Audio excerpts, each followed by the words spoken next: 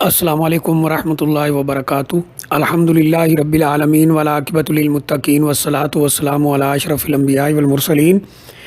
نبینا و رسولنا و حبیبنا و امامنا محمد وعلی آلہ و اصحابہ اجمعین، اما بعد۔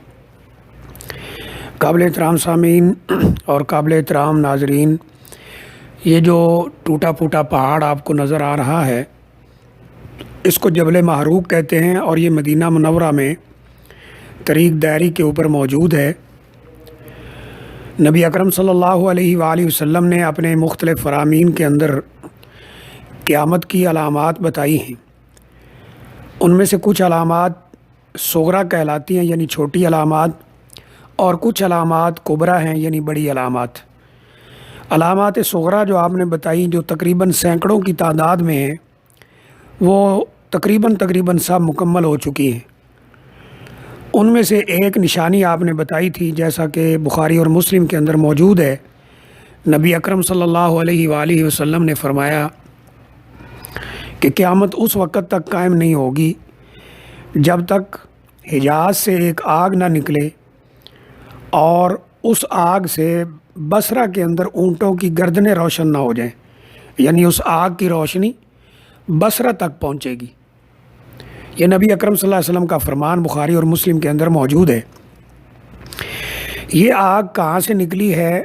اگرچہ چند اقوال اس پہ موجود ہیں، لیکن جمہور علماء اس بات پہ متفق ہیں کہ یہ آگ مدینہ منورہ سے نکلی ہے، کیونکہ حجاز کا علاقہ جو ہے اس میں مدینہ، مکہ، بدر، یہ علاقے سب شامل ہیں۔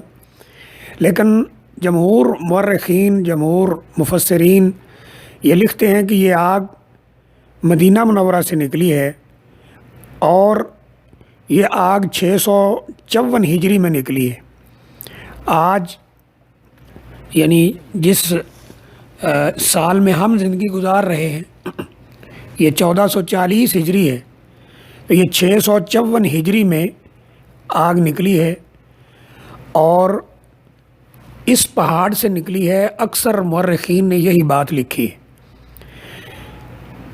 امام قرطبی رحمہ اللہ نے لکھا ہے کہ بدھ والے دن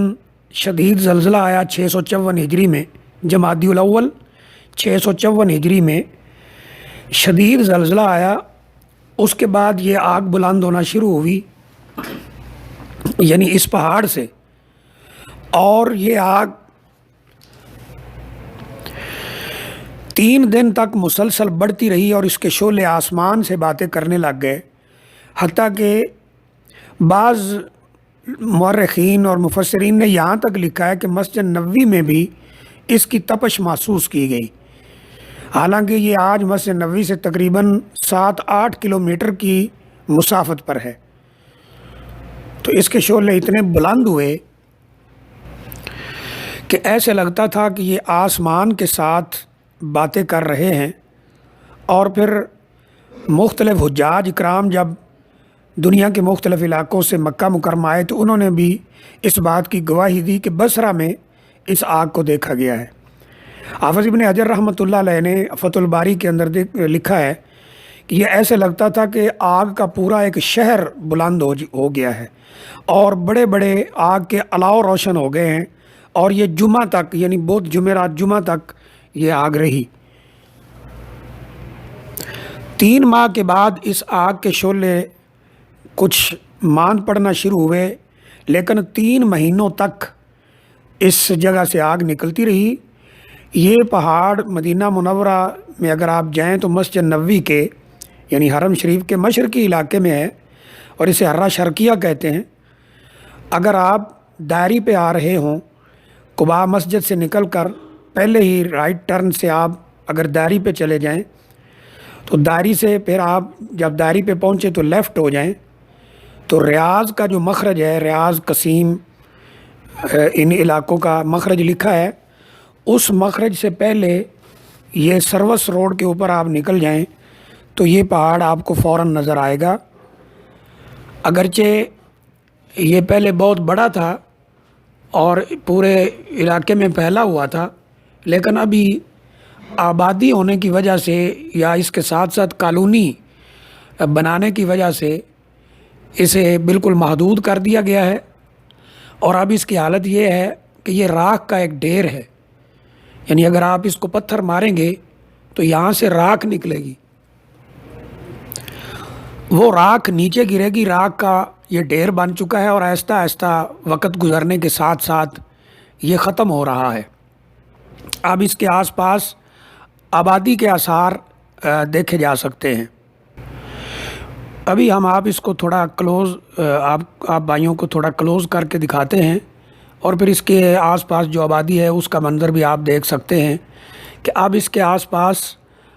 آبادی بھی ہو گئی ہے اور یہ بالکل یعنی ٹوٹ پھوٹ کا شکار ہے، اور اس کی سائڈوں پر ایک کالونی آباد کی جا رہی ہے، اور اس کی وجہ سے اس کا حجم وہ کم ہوتا جا رہا ہے، اور یہ طریق داری کے اوپر یہ پہاڑ آج بھی دیکھا جا سکتا ہے، اور ممکن ہے کہ کچھ عرصہ گزر جانے کے بعد اس کے یہ آثار بھی دیکھنے کو نہ مل سکے۔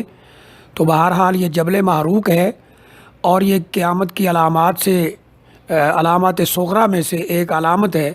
جو رسول اللہ صلی اللہ علیہ وآلہ وسلم نے بتلائی تھی کہ ایک آگ نکلے گی اور اس آگ سے بصرہ کے اونٹوں کی گردنیں بھی روشن ہو جائیں گی۔ اس کے آس پاس اب یہ آبادی کے آثار دیکھے جا سکتے ہیں، اور یہ بھی دیکھا جا سکتا ہے کہ یہ اس کے جو کچھ باقیات ہیں ان کو ایک جگہ پہ اکٹھا کیا جا رہا ہے، شاید آبادی کی ہی غرض سے ایسا کیا جا رہا ہے۔ تو بہرحال یہ جبل محروق طریق داری کے اوپر موجود ہے۔ اگر آپ قباء سے نکل کر رائٹ پہ داری پہ چڑھ جائیں اور داری پہ چڑھ کے بائیں طرف آئیں تو آپ کو ریاض والے مخرج سے، ریاض قصیم مخرج سے پہلے یہ بالکل واضح اور صاف نظر آ سکتا ہے۔ یہاں جو سامنے نظر آ رہا ہے یہیں پہ یہ ساتھ ہی سروس روڈ ہے، اس پہ آپ نکل کر اس کو یعنی رک کر یہاں دیکھ سکتے ہیں کہ یہ جبل محروق آج ٹوٹ پھوٹ کا شکار ہے، اور یہ علامات قیامت میں سے ایک علامت ہے جو رسول اللہ صلی اللہ علیہ وسلم نے ہمیں بتلائی ہے۔